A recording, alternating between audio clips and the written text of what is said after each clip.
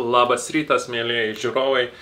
Aš esu Algirdas, ten stovi Dagnė ir mes kartu esame Špikis. Žinau, jau bandžiau šitą kažkada prastumti prisistatymą, bet aš prezimuosiu, kad nedaug žmonių žiūri šitus vlogus nuo 0 iki bet kurio, kuris dabar yra.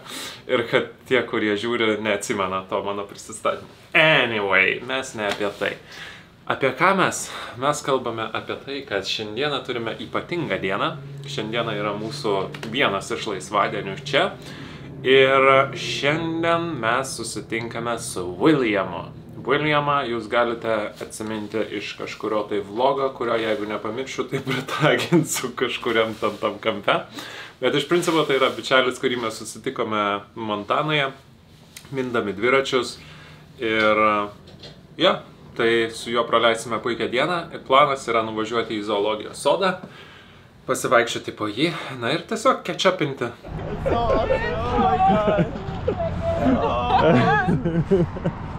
I've been looking forward to this for a very long time. This is awesome. Like, right, I finished my bike trip, went to New York. I flew all the way back to LA, and I took a bus. Now I'm here, but like you guys just finished. That's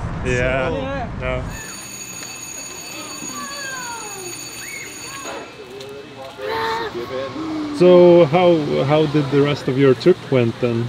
amazing. I got to see plenty of beautiful sunsets in Montana, and as I crossed into Idaho, and it was great. Like I ended up going to Denver, then Chicago and New York to call cities out, and I went into Canada again. I went to Niagara Falls, and it was all beautiful.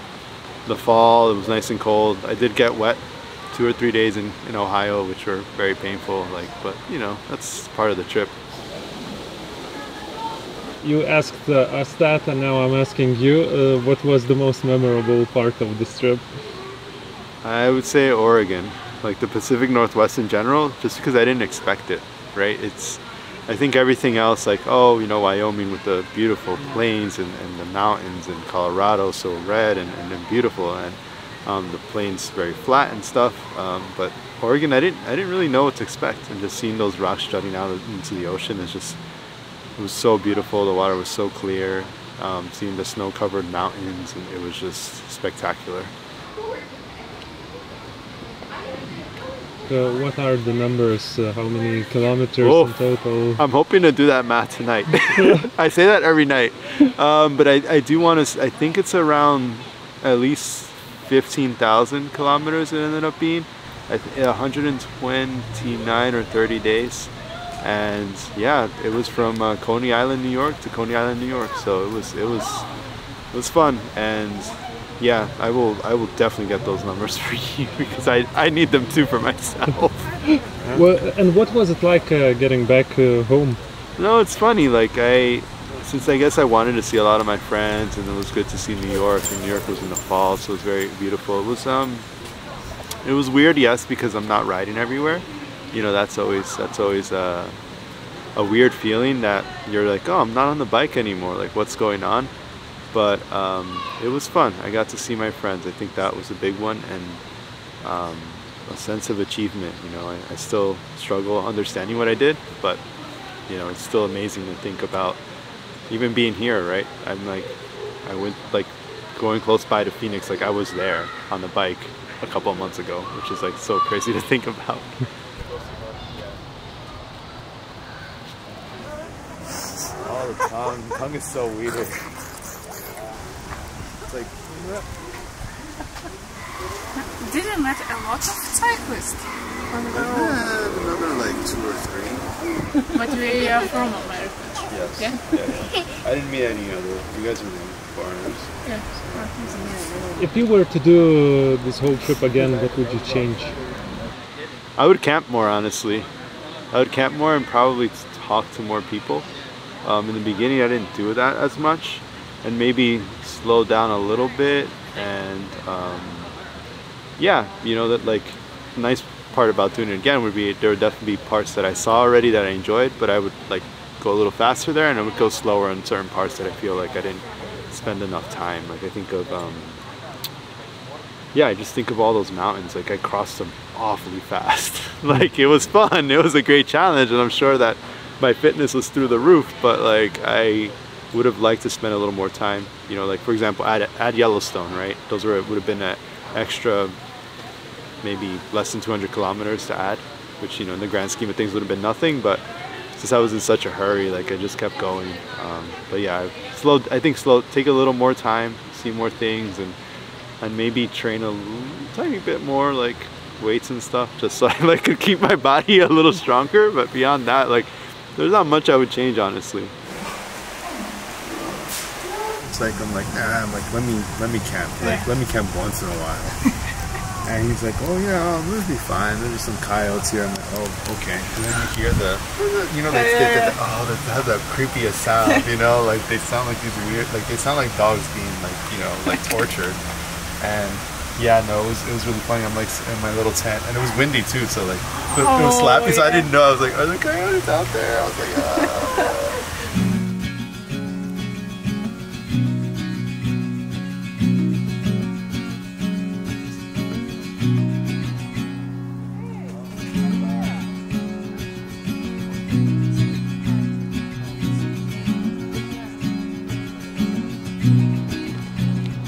Maybe being smarter about eating would have been the other thing. You just kind of eat whatever is available.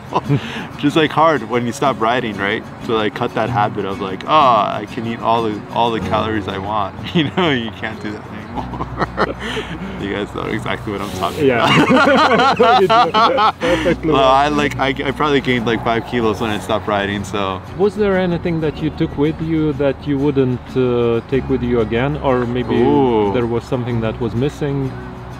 That's a tough one. I was okay with my weight load. I realized it would have been faster, but at the same time it was kind of nice to change clothes. I bought a gimbal with me that I probably used twice. I have it right now. I haven't used it on this trip, for example, but that's a whole other story. But I think that's the one thing, if I think of the gimbal, but everything else I used one way or another. You know, it was always nice having extra food, and I had those little water bladders that were awesome for a portion of the trip, but I would say a lot of it I didn't use, but it was nice to have that comfort, right? Like there's situations, right, I'm sure you come across where like, oh, I need water, you know, and it's nice not to worry, because that definitely happened to me in the beginning of the trip in Texas one day, where I ran out of water like maybe 2 or 3 kilometers away from the end, and it wasn't as scary because it was 2-3 kilometers, but just the thought of it was like kind of terrifying. I was like, oh, I need to carry more water next time. So no, I didn't feel like I needed, like I should have not brought things. Maybe I would spend a little more money on getting lighter tools, like just to save maybe a couple of, like maybe a kilo or 2, but beyond that, like I didn't feel like I carried too much. But is it even worth it? Like, do you feel the difference? I don't know. That's a great point. I don't know, right? Like I think maybe like a really silly example I could think is like a little titanium spork, right? Because I didn't have any utensils to eat. Like sometimes you order food and you wouldn't get utensils, and I was like, oh, to eat with my hands, you know? Like, and it's, you know, on a bike, you don't, you know, your hands aren't exactly all that clean, so you probably don't want to do that. But yeah, no, I mean, I even bought like, you know, tablets for water in case I needed to get water out in the wild. And I mean, my type of cycling, right, which is bike touring, I didn't really need it, but it was good to have, right? Like I don't think I would have ever been like, oh, I don't need it. So you never know, right? Out there, anything can happen. It's just, yeah, being prepared for anything it felt better than being like, oh, let me just not take that because I probably will never need it. Oh, next trip. So I am thinking of doing, in New York, there's the Empire State Trail. It's like a T like this. I did west to east and then down south to back home, but I want to kind of do it all of it, but going from like New York up to Toronto, then over maybe to Ottawa, and then Montreal, and then back down. It's a much shorter trip. I think I was mentioning before, it's probably, I don't know, like anywhere from like 1,600 to 3,000 kilometers. I'm not entirely sure. I have to do the math, but I'm not worried about that anymore because of the amount I did now. But it'll be cool. And some of it's from Toronto to Ottawa might actually be gravel, so I might expand my horizons a little bit on riding. So that's my next trip. You know, do I one day want to cycle around Europe? Of course. You know, I think that is in my mind like the next trip. I think that's yeah, that would be really fun. I hope Lithuania is on your list. Yeah, we can make a map. I am open to anything, you know, so that would be a lot of fun. Would you prefer riding with someone or doing it alone? I think, you know, especially, you know, the little I rode with you guys and I rode with, a couple of other people that I was bumping away for maybe a couple of hours. I am very open to riding with someone. Like, I think riding alone for this trip was nice because of everything around it, right? I was working, I had to keep a really weird schedule. It was really hard to be like, oh, I need to ride, you know, 200 kilometers today because I need to. But I would love to ride with people. I think that there's something fun, right, about riding together and meeting new people, right? I met you guys riding, right? We rode through some nasty rain for a little bit, right? I remember that. That was fun.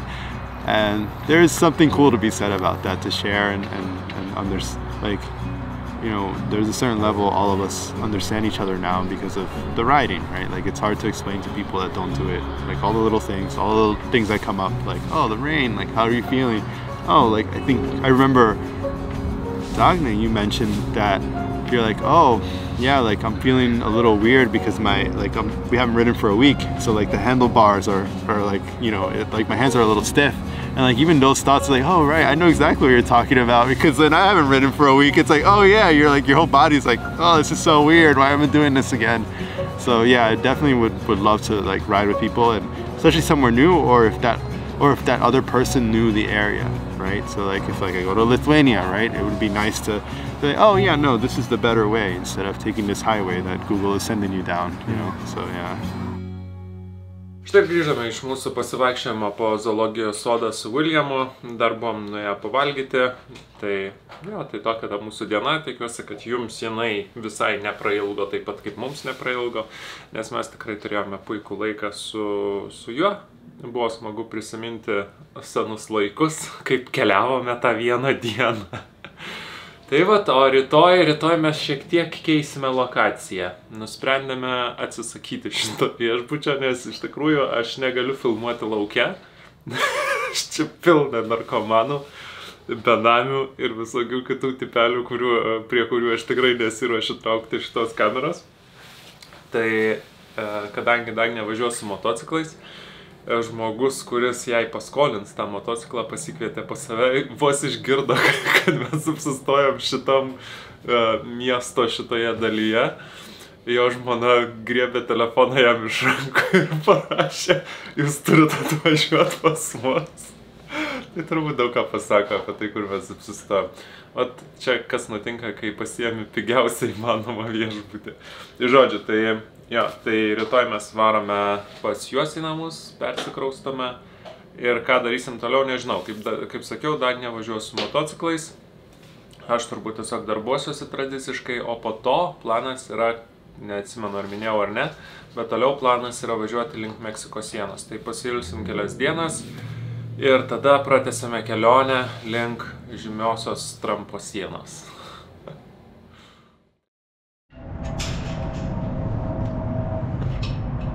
Nu va, dviračiai supakuoti, daiktai pakrauti į mašiną ir paliekame mes šitą vietą. Prainėjasi čia vis dar visokie neaiškus tipeliai. Tai visai smagu, kad galime išvažiuoti į kitą vietą.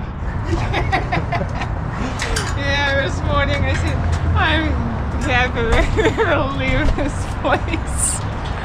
It was like the only time you guys spoke English. Yeah. So. I think we also had a vlog from back when we were in Canada with the guy who was building trails. Did you see that one? No.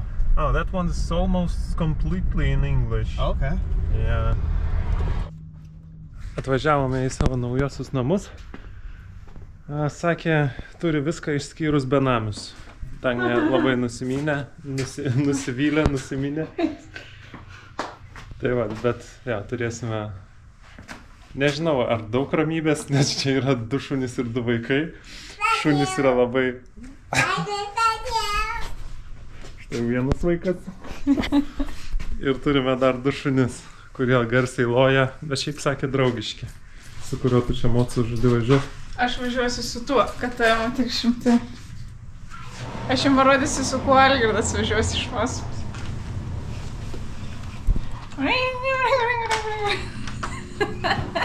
The old KTMs, they used to be known as like, what was it, KTM, can't take much or something like that, you know? But like, yeah, the Austrian brand has really picked it up, and yeah, their bikes are like next level. When you ride that thing, you're gonna be like, holy cow! Yeah, I think so. You're gonna be blown away. After syrup, I think I will want to as well. So, are we getting a new bike then? Maybe he will sell us and we will bring to Lithuania. I think it would be more expensive to ship the bike. Jaudinė? Šiek tiek, nes vis tiek pusę metų nesėdėjau ant motociklo, o čia dar bus galingas motociklas, tai reikės labai save pristabdyti, nes čia kaip pasuksi rankeną, tai ir šausi reikia. Tai reikės pradžiai labai ramiai, kol apsiprasiu. Bet bijau, kad nebūtų taip, kad kai atsisėdi, pajauti gazą ir tada, ir varai. Nu, tu čia man neprisišnekėjai. Ne, viskas bus gerai. Aš susitikinus, kad turiu labai gerą gidą, kompanioną ir prižiūrėtoją, tai viskas bus labai gerai.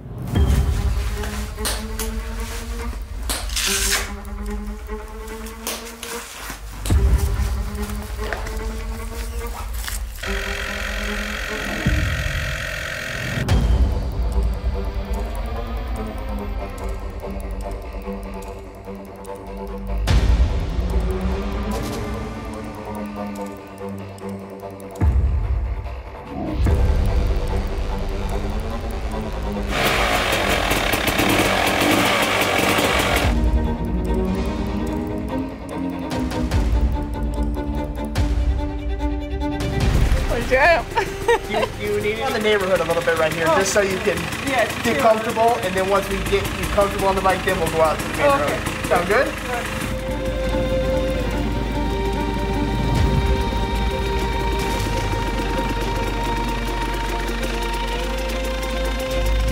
Don't worry, she'll be okay. I hope so. We're just gonna go around the neighborhood. We'll come right back by. Okay.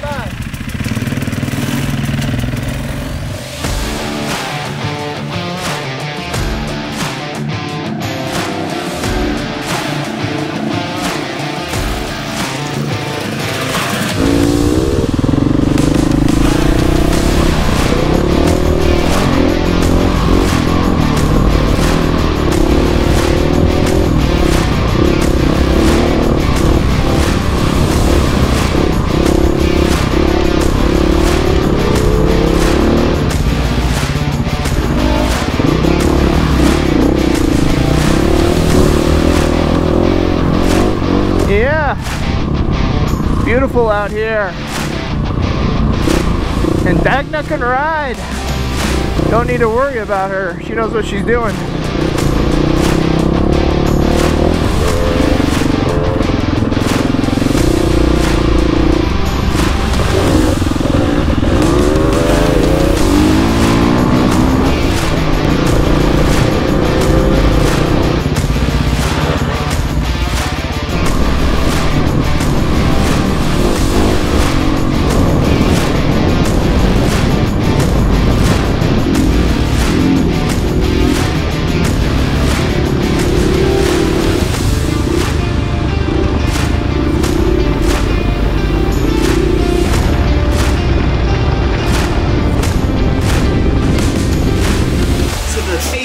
And about 10 feet into the pavement, she comes inches from going into the ditch. I don't know if she just wasn't paying attention for like a split second, but my heart stopped. Like, I was like, oh! I just, in my mind, I just saw her going down into the ditch and then trying to come back up and just eating crap. Because it was like the edge of the roadway, the edge of the road that had been eroded away. So it was like 6 inches of concrete down to like a ditch like this. Wow. And But everything is okay. I'll tell you what, your wife is a badass. She is a very competent rider, and I was very surprised at how well she did. Especially on a bike that she's never ridden before, through the mountains. I got a lot of film for you, so. Yeah. And how did you enjoy it? Yeah, thanks so much, Todd. It was amazing. You're welcome.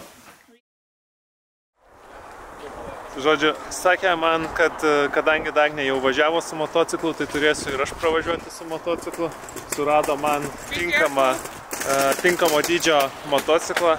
Tai pabandysiu užlipti ir pasižiūrėti, ką reiškia važiuoti, kai nereikia minti. You sure I won't break it? No, we ride it all the time. I'm scared. If you can ride a bike, you can ride this.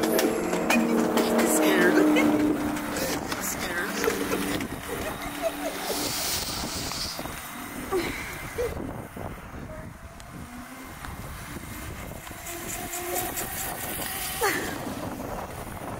Yep, I'm traveling like this now.